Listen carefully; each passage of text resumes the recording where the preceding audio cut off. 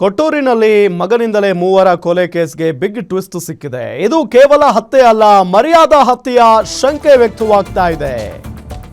ಕೊಟ್ಟೂರಿನಲ್ಲಿ ಮಗ ತಂದೆ ತಾಯಿ ಮತ್ತು ಸ್ವಂತ ತಂಗಿಯನ್ನೇ ಕೊಂದು ಬಿಟ್ಟಿದ್ದ. ಅದಾದ ನಂತರ ಯಾಕೆ, ಏನು ಕಾರಣ ಅನ್ನೋ ನಿಟ್ಟಿನಲ್ಲಿ ಬಹಳ ಪ್ರಶ್ನೆ ಎದ್ದಿತ್ತು. ಆರೋಪಿ ಅಕ್ಷಯ್ ತಂಗಿ ಮತ್ತೊಬ್ಬನ ಪ್ರೀತಿ ಮಾಡ್ತಾ ಇದ್ದಂತ ಶಂಕೆ ಇದೆ. ಇಲ್ಲದೆ ಆಕೆ ಗರ್ಭಿಣಿ ಆಗಿದ್ದಾಳೆ ಅಂತ ಡೌಟ್ ಪಟ್ಟಿದ್ದ. ಇದೇ ಕಾರಣಕ್ಕೆ ಸಹೋದರಿಯನ್ನ ಕೊಲೆ ಮಾಡಿದಾನೆ ಆರೋಪಿ. ಅಲ್ಲದೆ ಸಹೋದರಿ ಪರವಾಗಿ ತಂದೆ ತಾಯಿ ಇದ್ದಾರೆ ಅಂತ ಪೋಷಕರನ್ನು ಕೊಲೆ ಮಾಡಿದಾನೆ. ಪೊಲೀಸ್ ಅಧಿಕಾರಿಗಳ ಎದುರು ಸ್ಫೋಟಕ ಮಾಹಿತಿಯನ್ನ ಬಿಚ್ಚಿಟ್ಟಿದ್ದಾನೆ. ಕೊಟ್ಟೂರಿನಲ್ಲಿ ಮಗನಿಂದಲೇ ಮೂವರ ಕೊಲೆ ಕೇಸ್ಗೆ ಬಿಗ್ ಟ್ವಿಸ್ಟ್ ಸಿಕ್ಕಿರೋದು.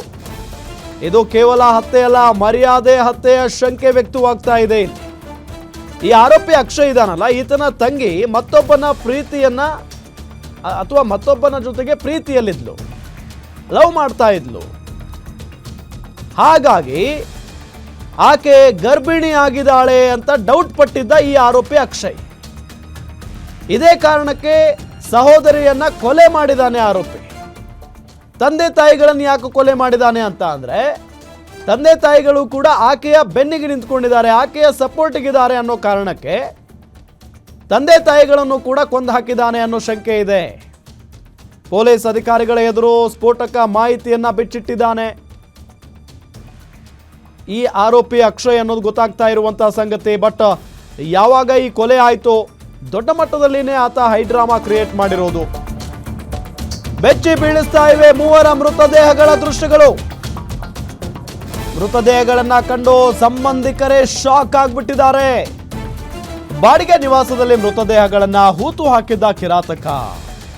ಮೊದಲಿಗೆ ತಾಯಿ ಜಯಲಕ್ಷ್ಮಿ ಕತ್ತು ಕೊಯ್ದು ಕೊಲೆ ಮಾಡಿದ್ದಾನೆ. ಅದಾದ ನಂತರ ತಂಗಿ ಅಮೃತಾಳಿಗೆ ಕರೆ ಮಾಡಿ ಕರೆಸ್ಕೊಂಡಿದ್ದಾನೆ.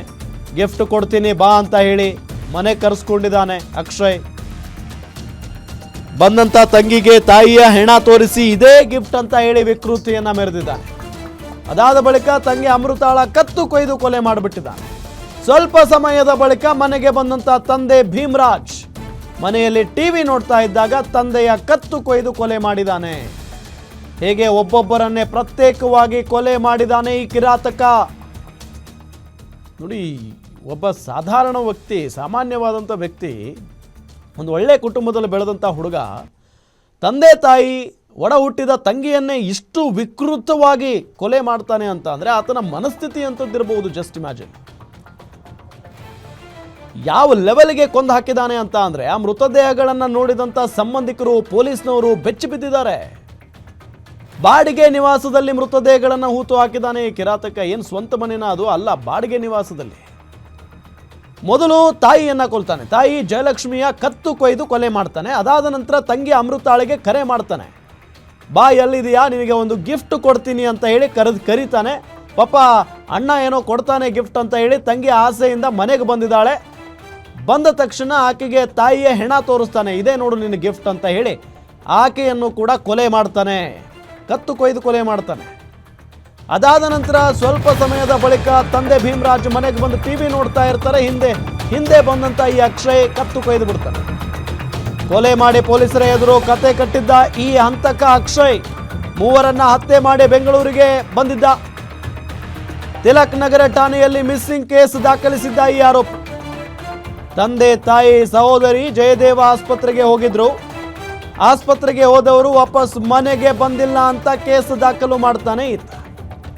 ಆಗ ಅಕ್ಷಯ್ನನ್ನ ವಿಚಾರಣೆ ನಡೆಸಿದಾಗ ದ್ವಂದ್ವ ಹೇಳಿಕೆಯನ್ನ ನೀಡ್ತಾನೆ ಈ ಆರೋಪಿ. ವಿಚಾರಣೆ ವೇಳೆ ಮೂವರನ್ನು ಕೊಲೆ ಮಾಡಿರೋ ಸತ್ಯ ಬಯಲಿಗೆ ಬರುತ್ತೆ. ಮೂವರನ್ನು ಕೊಲೆ ಮಾಡಿ ಒಂದೇ ಗುಂಡಿಯಲ್ಲಿ ಹೂತು ಹಾಕಿದ್ದ ಅಂತ ಮಾಹಿತಿ ಬರುತ್ತೆ ಪೊಲೀಸ್ನವರಿಗೆ.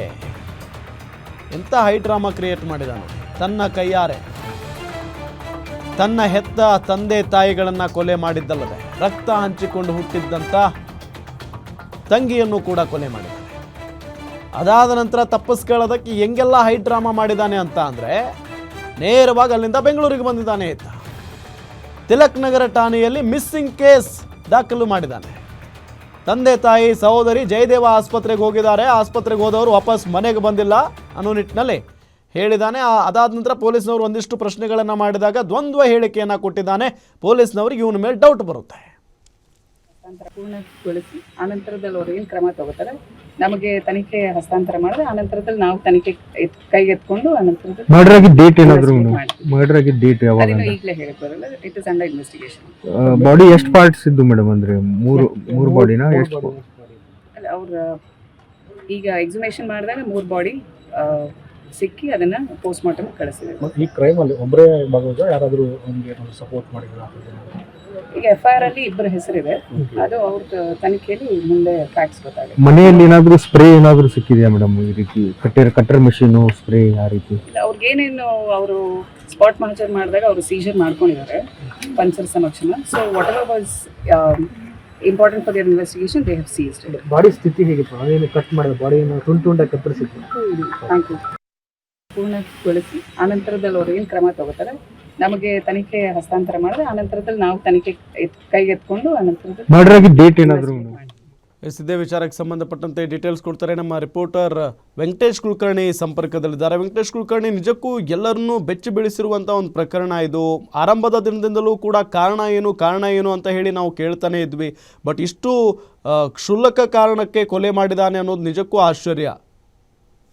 ಖಂಡಿತವಾಗ್ಲೂ ರಾಮ್, ತಂದೆ ತಾಯಿ ತಂಗಿ ಕೊಲೆ ಪ್ರಕರಣಕ್ಕೆ ಇದೀಗ ಮೆಗಾ ಟ್ವಿಸ್ಟ್ ಸಿಕ್ಕಿರ್ತಕ್ಕಂಥದ್ದು. ಏನು ಆ ಒಂದು ಮೃತದೇಹಗಳನ್ನ ನೋಡಿದಂತ ಸಂದರ್ಭದಲ್ಲಿ ಎಂತವರನ್ನು ಕೂಡ ಅದು ಬೆಚ್ಚಿ ಬೀಳಿಸ್ತಕ್ಕಂಥದ್ದು.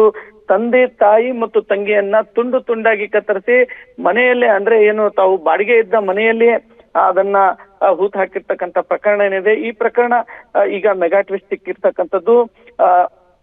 ಕೇವಲ ಇದು ಹತ್ಯೆ ಅಲ್ಲ, ಇದು ಮರ್ಯಾದೆ ಹತ್ಯೆ ಅಂತಕ್ಕಂಥ ಒಂದು ಮಾಹಿತಿ ಇದೀಗ ಪೊಲೀಸ್ ಮೂಲಗಳಿಂದ ಮಾಹಿತಿ ಸಿಕ್ಕಿರ್ತಕ್ಕಂಥದ್ದು. ಆರೋಪಿ ಅಕ್ಷಯ್ ತಂಗಿ ಏನಿದ್ದಾಳೆ, ಈಕೆ ಪ್ರೀತಿ ವ್ಯವಹಾರದಲ್ಲಿ ಬಿದ್ದಿದ್ಲು, ಜೊತೆಗೆ ಗರ್ಭಿಣಿ ಆಗಿದ್ಲು ಅಂತಕ್ಕಂಥ ಅನುಮಾನವನ್ನ ಇದೀಗ ಪೊಲೀಸರು ವ್ಯಕ್ತಪಡಿಸ್ತಕ್ಕಂಥದ್ದು. ಇದೇ ವಿಚಾರಕ್ಕೆ ಸಂಬಂಧಪಟ್ಟಂತೆ ತಂಗಿ ಏನು ಪ್ರೀತಿ ಬಲೆ ಏನು ಬಿದ್ದಿದ್ಲು, ಅದಕ್ಕೆ ತಾಯಿ ಮತ್ತು ತಂದೆ ಇಬ್ರು ಒಪ್ಪಿಗೆಯನ್ನು ಸೂಚಿಸಿದ್ರು. ಅದು ಅಕ್ಷಯನಿಗೆ ಹಿಡಿಸಿರ್ಲಿಲ್ಲ ಅಂತಕ್ಕಂಥದ್ದು. ಈ ನಿಟ್ಟಿನಲ್ಲಿ 3 ಜನರನ್ನ ಹತ್ಯೆ ಮಾಡಿದ ಅನ್ನುವಂತ ಮಾಹಿತಿಗಳು ಕೂಡ ಇದೀಗ ಲಭ್ಯ ಆಗಿರ್ತಕ್ಕಂಥದ್ದು. ಮೊದಲು ತಾಯಿಯನ್ನ ಕೊಲ್ತಾನೆ, ಅದಾದ ಬಳಿಕ ತಂಗಿಗೆ ಕರೆ ಮಾಡಿ ಹೇಳ್ತಾನೆ, ಮನೆಗೆ ಬಾ, ನೀನು ಒಂದು ಗಿಫ್ಟ್ ಕೊಡ್ತೀನಿ ಅನ್ನುವಂತ ಕರೆ ಮಾಡ್ತಾನೆ. ಕರೆ ಮಾಡಿದ್ಮೇಲೆ ಮನೆಗೆ ಬಂದಂತ ತಂಗಿ ತಾಯಿಯ ಶವ ನೋಡಿ ಗಾಬರಿ ಆಗ್ತಾಳೆ. ಅದಾದ ಬಳಿಕ ಮಗಳನ್ನು ಏನು ತಂಗಿಯನ್ನು ಕೊಲ್ತಾನೆ. ಅದಾದ ಬಳಿಕ ತಂದೆ ಮನೆಗೆ ಬಂದು ಟಿವಿ ನೋಡ್ತಾ ಕೂತಂತ ಸಂದರ್ಭದಲ್ಲಿ ಹಿಂದಿನಿಂದ ಬಂದು ತಂದೆಯನ್ನು ಕೂಡ ಕೊಂದಿರ್ತಕ್ಕಂಥದ್ದು. ಕೊಂದು ತುಂಡಾಗಿ ಕತ್ತರಿಸಿ ಏನು ತಾವು ಬಾಡಿಗೆ ಮನೆಯಲ್ಲಿ ಇದ್ರು ಅದೇ ಬಾಡಿಗೆ ಮನೆಯಲ್ಲಿ 2 ಅಡಿ ಆಳ 4 ಅಡಿ ಉದ್ದ ಆ ನೆಲವನ್ನ ತೋಡಿ ಆ ನೆಲದಲ್ಲಿ ಆ ಶವಗಳನ್ನ ಹೂತು ಹಾಕಿರ್ತಕ್ಕಂಥದ್ದು. ಏನು ಇವನು 26 ಜನವರಿ 26ರಂದು ಈ ಒಂದು ಮರ್ಡರ್ ಮಾಡಿ ಬೆಂಗಳೂರಿಗೆ ಹೋಗ್ತಾನೆ. ಬೆಂಗಳೂರಿಗೆ ಹೋಗಿ ತಿಲಕ್ ನಗರ ಪೊಲೀಸ್ ಠಾಣೆಯಲ್ಲಿ ನಮ್ಮ ತಂದೆ ತಾಯಿ ಮತ್ತು ನಮ್ಮ ತಂಗಿ 3 ಜನ ನಾಪತ್ತೆಯಾಗಿದ್ದಾರೆ ಅಂತಕ್ಕಂಥ ಒಂದು ದೂರನ್ನ ಕೊಡ್ತಾನೆ. ಯಾವಾಗ ಪೊಲೀಸ್ ಅಧಿಕಾರಿಗಳು ಆತನನ್ನ ವಿಚಾರಣೆ ಮಾಡ್ತಾರೆ, ವಿಚಾರಣೆ ಮಾಡಿದಂತ ಸಂದರ್ಭದಲ್ಲಿ ಆತನ ಹೇಳಿಕೆಗಳಲ್ಲಿ ಸ್ವಲ್ಪ ವ್ಯತ್ಯಾಸ ಕಂಡು ಬಂದ ಹಿನ್ನೆಲೆಯಲ್ಲಿ ಬೆಂಗಳೂರಿನ ತಿಲಕ್ ನಗರ್ ಪೊಲೀಸರು ಕೊಟ್ಟೂರಿನ ಮನೆಗೆ ಬರ್ತಾರೆ. ಬಂದಂತ ಸಂದರ್ಭದಲ್ಲಿ ಮನೆಯ ಏನು ಪಡಸಾಲೆ ಏನಿರ್ತದೆ, ಪಡಸಾಲೆ ಒಳಗಡೆ ಟೈಲ್ಸ್ ಹೆಚ್ಚು ಕಡಿಮೆ ಆಗಿರೋದು ಪೊಲೀಸರಿಗೆ ಗೊತ್ತಾಗುತ್ತೆ.